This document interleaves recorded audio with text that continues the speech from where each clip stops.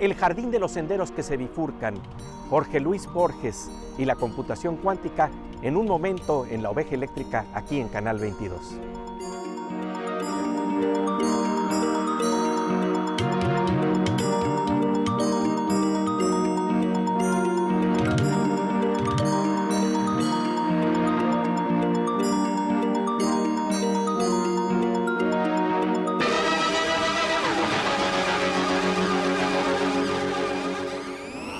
Bienvenidos al Jardín de los Senderos de la Oveja Eléctrica, en donde hoy nos encontraremos con Jorge Luis Borges y Seth Lloyd, científico del MIT, Instituto Tecnológico de Massachusetts. ¿Qué tal, Pepe? ¿Qué tal, Silvina? Como siempre, un gusto estar contigo. Igualmente. Seth Lloyd es autor del libro Cómo se programa el universo, la perspectiva del cosmos de un científico en computación cuántica.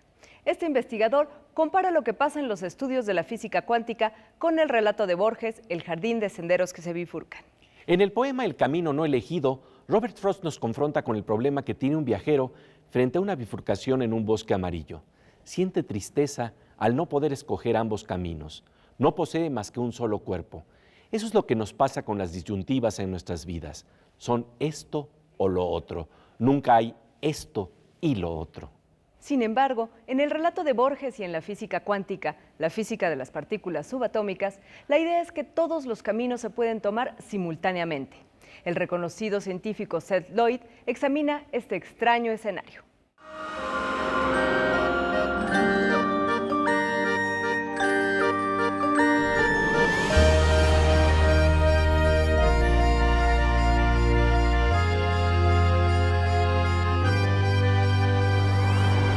Seth Lloyd, thank you very much for this interview for Channel 22 in Mexico. Thank you very much, Pepe. It's great to be here on La Oveja Eléctrica. You know, I would like to see the relationship between quantum computing and Borges' story, The Garden of Forking Paths. That's a very interesting question. So Borges' story, The Garden of Forking Paths, is a very beautiful story in which he imagines a world in which whenever you make a choice and make a choice to do one thing rather than another, it's like taking a turn in the path and you walk down this path in a garden, but the other choice also exists. So there are really two copies of you, one going down this path and the other going down this other path. And remarkably, in the theory of quantum mechanics, exactly this is going on. So whenever I have a measurement to say, you know, will this photon go down this path or this other path? Then in quantum mechanics, the photon goes down both paths simultaneously. So this is called the many worlds theory of quantum mechanics, in which both of these realities exist simultaneously. And it is very close to Borges' story, The Garden of Forking Paths, which say that our human realities exist simultaneously. And you met Borges back in 1983. Yeah, when I was a graduate student at Cambridge University in 1983, in the spring, I was at a garden party at my college, Emmanuel College. The master of the college was Borges' publisher in the United Kingdom. And a bunch of graduate students and I were sitting around sipping champagne when a very striking older woman came by and said, "You fools, don't you know the world's greatest living novelist is sitting over there with nobody to talk to?" We didn't know that. So she took us over to a bench, and seated on the bench was an old man dressed in a beautiful white suit with a white hat and with dark glasses and a cane. And I recognized that it was Borges because I'd read all of Borges' stories and I'd seen pictures of him. So because I was aware of this connection between his story, The Garden of Forking Paths, and this many worlds theory of quantum mechanics, I decided to ask him about the story. So I explained this many worlds theory of quantum mechanics, in which, you know, all possibilities in some funny quantum mechanical way occur simultaneously. Mm-hmm. And then I asked him if it was related to his story, The Garden of Forking Paths, in which all human possibilities occur simultaneously, and whether he had thought about this quantum mechanical theory when writing his story. And he asked me to explain it again, and he thought about it for a bit, and then he looked at me and he said, "No." Yes, there was no relation. Of course, he wrote the story in the 1930s, and the many worlds theory of quantum mechanics wasn't constructed until the 1950s, so he had a good excuse. But he also apparently did not want to talk about the relationship between the Garden of Forking Paths and quantum mechanics. But later on, you had also more information about what Borges really thought about science. Yes, so in fact, in 2006, I published a book, Programming the Universe, which is about computation, quantum computation, and the universe in general. And in that book, I described this interaction with Borges. And after the book came out, I got an email from Maria Kodama, who was Borges's great companion and was also this striking and beautiful woman who'd come and corralled us to go talk with Borges. And her letter was quite amazing. She said, "Oh, when Borges told you that there was no relation between the Garden of Forking Paths and the many worlds theory of quantum mechanics, he was just being kind to you. He didn't want to let you down. In fact, scientists were asking him all the time about the relationship between quantum mechanics and the Garden of Forking Paths, and Borges just got tired of it after a while." In fact, Borges was very interested in science, she said, and she quoted a great quote where he said that he thought that the tree of science could do with a really good pruning, which I thought was actually a very scientific way of looking at science. He was commenting with some friend things that had to do with science, yeah?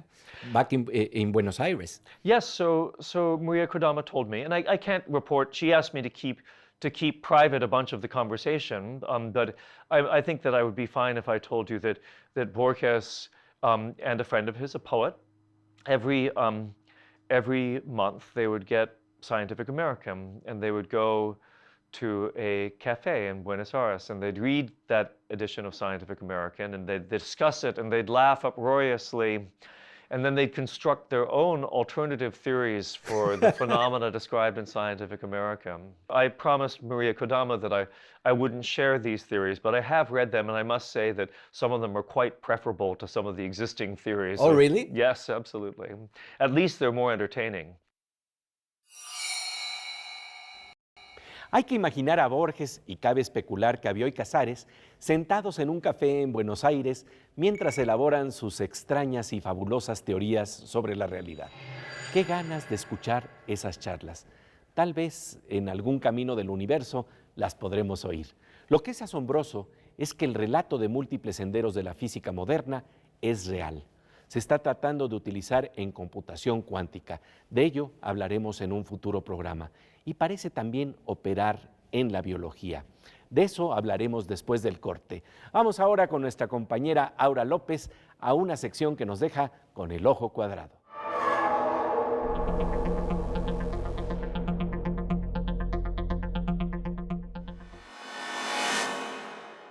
Pues querida Aura, un gusto encontrarnos aquí en La Oveja Eléctrica. Un gusto, Pepe. Oye, fíjate que Carlos Fuentes escribió la novela Cambio de piel. En otro contexto, en el siglo XXI, ¿qué quiere decir cambio de piel? Prácticamente sería usar una piel electrónica que ya están desarrollando y que te ofrece información de tu salud. Vamos a verlo. Esta piel electrónica es un prototipo hecho por la Universidad de Tokio que lo que te ofrece es información de niveles de oxígeno en la sangre y también el ritmo cardíaco. ¿Cómo es esto posible? Esta piel electrónica está hecha en capas a base de silicio y lo que tiene es que dentro de estas capas hay un electrodo que va detectando diodos emisores de luz y que también va detectando fotodetectores orgánicos que están en la piel y lo que hace es que te va dando toda esta información. Es como si fuera te lo pones como si fuera una especie de estampa y también puedes usarlo como un tatuaje eventualmente en algo de estética, pero bueno, aquí lo importante es que te da la información y en un futuro quieren poner sensores para que funcione como estos relojes inteligentes que conocemos ahora y que ya sea de una forma mucho más práctica. Pero aquí lo importante es sobre todo el diseño y la forma en que se adhiera a la piel y te ofrece estos datos. Qué barbaridad, nunca deja de sorprendernos los avances de la tecnología y la ciencia. Como siempre, te agradecemos tu presencia aquí, querida Aura. Gracias a ti, Pepe. Regresamos enseguida al Jardín de los Senderos de la Oveja Eléctrica, en donde estamos hablando de Jorge Luis Borges con Seth Lloyd, experto en computación cuántica.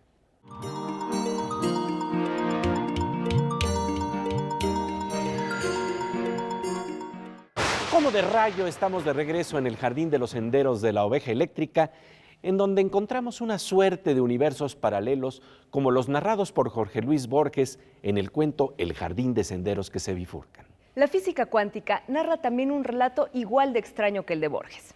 Lo interesante es que esta historia no es una ficción, ocurre en la misma realidad en las escalas del mundo subatómico.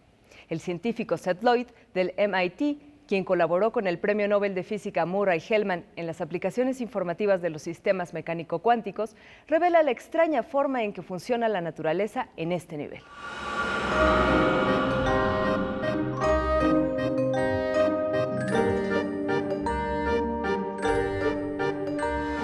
And this way you can see that the science and literature are both some kind of narration, of narrative of the world.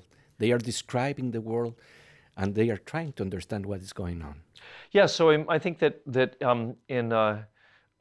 some people who are not scientists think of science as, this kind of cold field that's about constructing these mathematical theories, about hard evidence, and science is often described that way.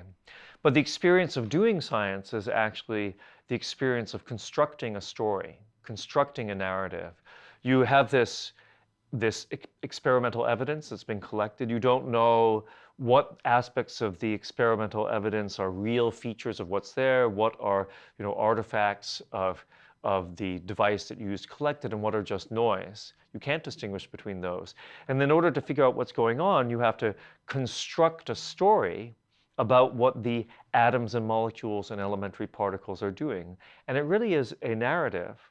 As an example, a few years ago, my colleague Alan Asper-Guzik and I, Yes. he is from Mexico, by the way, Yes. professor at Harvard, professor of chemistry at Harvard, he and I constructed a theory about photosynthesis. And the ordinary story of photosynthesis, the old story was the following, that light, a particle of light, a photon, comes in from the sun. It hits a green leaf. It's absorbed by a chlorophyll molecule. It creates an exciton, a particle of energy. And this exciton walks in some kind of classical fashion through a photocomplex until it gets to the reaction center where it can be turned into chemical energy. But the problem with this classical story is it didn't fit the data. And the experiments that were done by Graham Fleming's group at Berkeley indicated that something very quantum mechanical was going on. So we redid this story. We told a new story, a quantum mechanical story, in which the photon comes in, it creates an exciton, particle of energy, but instead of just going through one path through this photocomplex, the exciton takes all possible paths simultaneously. Like in Borges' story. Just like in Borges' story. So what's going on in photosynthesis is, in fact, the garden of forking paths as experienced by energy that's being used by a biological system. And this new story that re-explained, that told the story again in a quantum mechanical form, the garden of forking paths version of energy transport and photosynthesis gave a much more accurate picture of what's actually happening in photosynthesis. And more mysterious picture also, because it's counterintuitive. Yes, it's strange and counterintuitive, and indeed, the original experiments that showed that these funky quantum mechanical effects were going on shocked everybody. But that's quite wonderful. I mean, I think that in Borges, Borges knew the value of strangeness and mystery in constructing a good story, and strangeness and mystery are also useful in a good scientific story, even if at the end you do have to come up with a prediction for what's going on. Lo que comparten un buen relato literario y un buen relato científico es una buena dosis de misterio y extrañeza. En el caso de la ciencia, dice Seth Lloyd, el relato de los senderos cuánticos en la fotosíntesis permite entender por qué las plantas y las bacterias fotosintéticas logran casi un 100% de eficiencia en la transformación de la energía cuando la naturaleza opera mediante caminos simultáneos. Es muy difícil entender esto porque va contra el sentido común. Richard Feynman, con quien también colaboró Seth Lloyd, dice que si uno profundiza en la mecánica cuántica sin marearse, no se ha entendido nada. Después del corte, seguiremos conversando con Seth Lloyd sobre este fascinante tema, pero ahora vamos con el físico Manuel López Michelone, con el doctor Morsa, a la sección aguas con el hacker.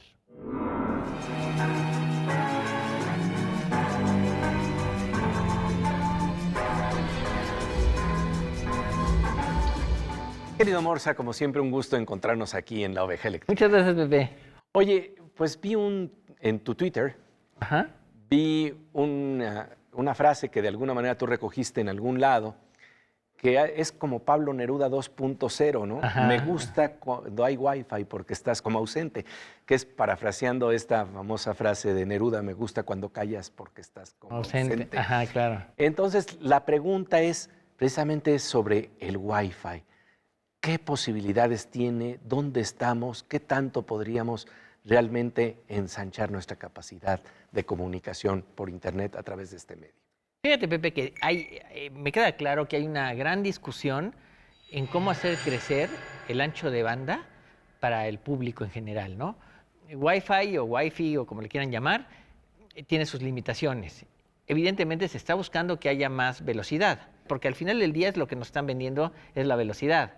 Y además nos venden mal, porque nos dicen, te voy a dar hasta 20 megabits. No, ¿hasta 20? ¿Me vas a dar hasta 20? O sea, a ver si llego alguna vez en la vida. Hasta 20 puede ser 5 también. Sí, puede ser. O sea, te voy a dar hasta 20, pero que a lo mejor llegas hasta 5. O sea, no basta con tener internet y que me digan que tengo 20 megabits cuando no los tengo. Claro. Y además 20 megabits de entrada, de subida o de bajada. O Claro. sea, de recuperar de información o de subir información, porque cambia radicalmente la velocidad de subida y de bajada, y eso me parece también como un poco injusto para todo el mundo, ¿no? Me parece que es un esfuerzo tecnológico muy fuerte el subir la velocidad, pero creo que a estas alturas del juego ya lo tienen. El problema es en qué momento lo van a sacar para empezarlo a vender, porque es una cuestión monetaria, no va más allá de eso. Entonces, pues tendremos velocidad y como dice el chiste, ¿qué querías? ¿Velocidad o precisión? Exactamente. Lo que necesitamos también es la precisión de la información que va a correr por ahí y esa depende de nuestra creatividad. Así es, eso sí, Pepe. Pues como siempre, querido Morsa, un gusto tenerte aquí en La Oveja Eléctrica. Gracias, Pepe. Regresamos enseguida al Jardín de los Senderos de la Oveja Eléctrica y entenderemos junto con el científico Seth Lloyd cómo sería un gol cuántico y por qué desearíamos que nuestra selección pudiera meterlos, aunque no sean cuánticos.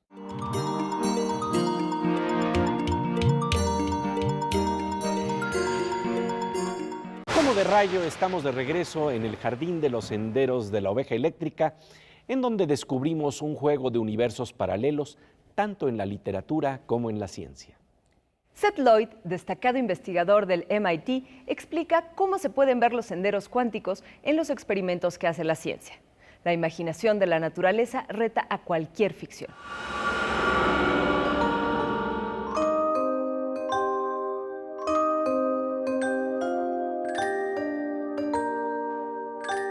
Please tell us about what's the story, the weird story that quantum mechanics is telling us about.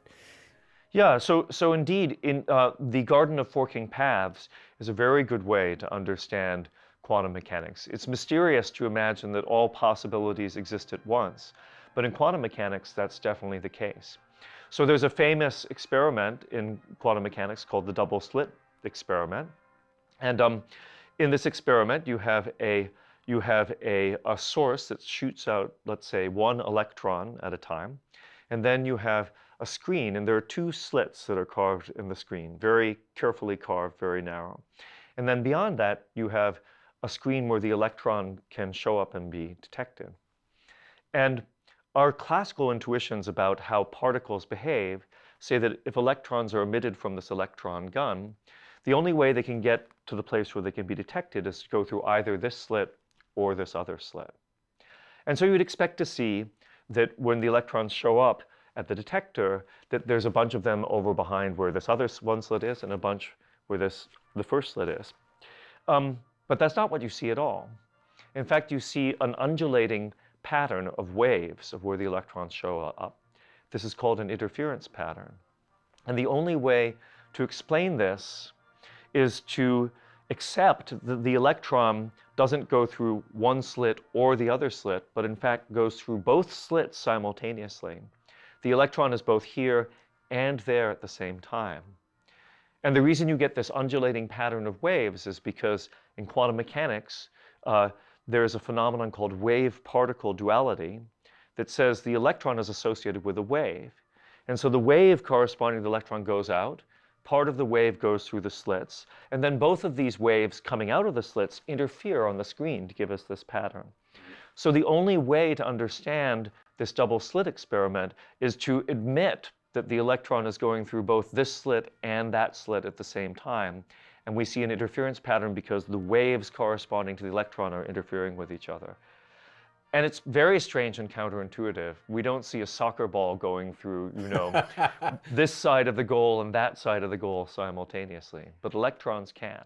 Exactly. But could you envision the garden of forking paths really taking place?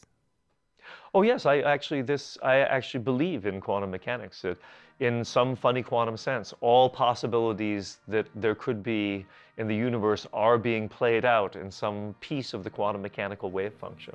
But that means another version of satellite? Yeah, I mean outside. So it's actually if you take this seriously, which I think it deserves to be taken seriously, that out there somewhere in the quantum world, there's another world where we're sitting here, you and me talking, Pepe, but I actually still have my hair. I'm afraid I don't inhabit that world there. So. Seth Lloyd, thank you very much for having this conversation in this universe. Thank you very much, Pepe. I'm very glad to be with you in this universe too. Pues encantados de coincidir con Seth Lloyd y con nuestro auditorio en el universo de la oveja eléctrica. Por lo menos lo que es seguro es que la imaginación de la naturaleza a nivel cuántico está a la altura de la imaginación literaria de Borges en El jardín de senderos que se bifurcan. A nivel de deseo, Borges tiene razón. No queremos que se nos escapen las múltiples posibilidades de la existencia. Tal vez podamos entroncar todavía con la mejor versión de nosotros mismos. Eso es lo que promete la literatura. En una futura emisión de La Oveja Eléctrica conversaremos con Seth Lloyd sobre la revolución que promete la computación cuántica. Un privilegio la presencia de Seth Lloyd aquí en Canal 22. Pasamos ahora a otra mirada que expande nuestro cerebro con la poesía que nos es revelada por los instrumentos de la ciencia. Miriam Moscona, a escena.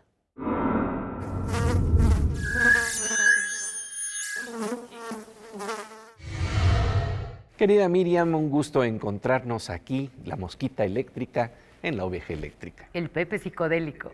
Psicodélico, porque fíjate nada más, esta escenografía de alguna manera da la impresión de que todo esto está conectado con una capacidad de belleza alucinante. Pues sí, y vas a ver que hasta se parecen esos cuadritos que tenemos aquí atrás de nosotros con algunas imágenes que veremos el día de hoy, porque hablaremos de una planta muy polémica, de una droga peligrosa y de dos sustancias que uno agradece que existan. Así es. Esta extraña composición que podría evocar un tejido animal o un panal alucinante corresponde a una planta de uso tan polémico que es difícil que exista alguien que no haya escuchado su nombre. El cannabis o marihuana es originario de Asia Central y del Sur. De acuerdo con la ONU, se trata de la sustancia ilícita más utilizada en el mundo. Así se ve la planta bajo el ojo de un microscopio. El MDMA es una anfetamina que produce una sensación de euforia. El MDMA existe, como la imagen que vemos ahora, en forma de cristales. Vayamos ahora con sustancias más populares. Esta belleza la hemos consumido casi todos. La cafeína es la sustancia psicoactiva más ampliamente consumida en el mundo y el mundo no sería el mismo sin un buen café. Esta explosión psicodélica de líneas fragmentadas corresponde al ácido acetil salicílico, es decir, la aspirina. Se trata de la medicina más usada en el mundo. ¿Quién no ha usado una aspirina si hasta la oveja eléctrica sufre dolores de cabeza? Aun cuando estamos en pleno siglo XXI, dependemos del dios de la aspirina. Miriam Moscona en La Oveja Eléctrica. Y bueno, Pepe, ha llegado el momento. Ahora nos vamos a nuestra sección Cantos Cuánticos con Fernando Rivera Calderón.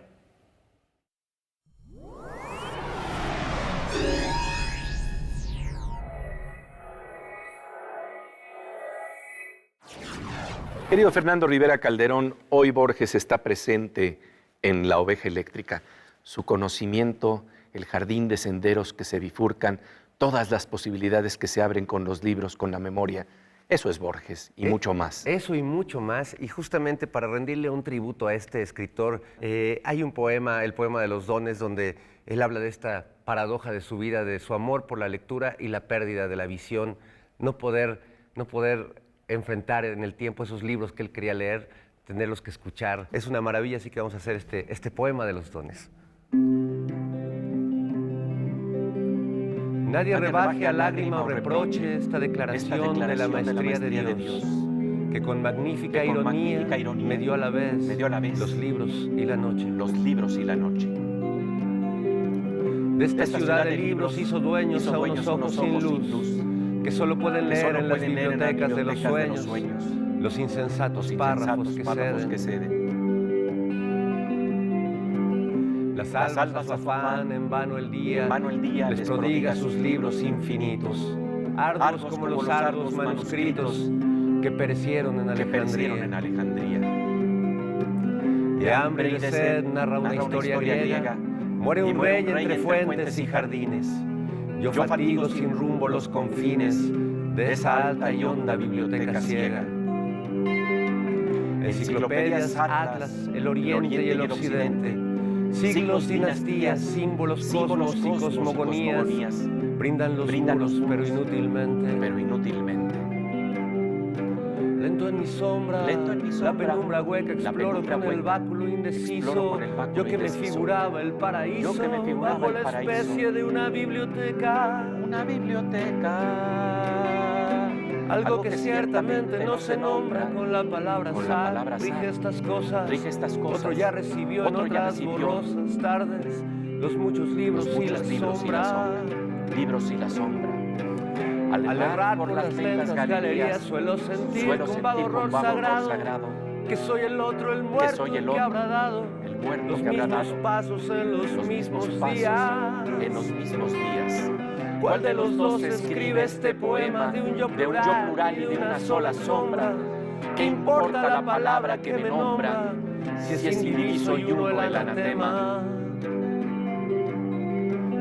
Saco Borges, miro este querido mundo que se deforma y que se apaga en una pálida ceniza vaga que se parece al sueño y al olvido, que se parece al sueño y al olvido, al sueño y al olvido, al sueño y al olvido. ¿Dónde vamos, mi querido Pepe? A dónde vamos, pero siempre renace un mundo y los esperaremos pronto en la próxima temporada de la oveja eléctrica.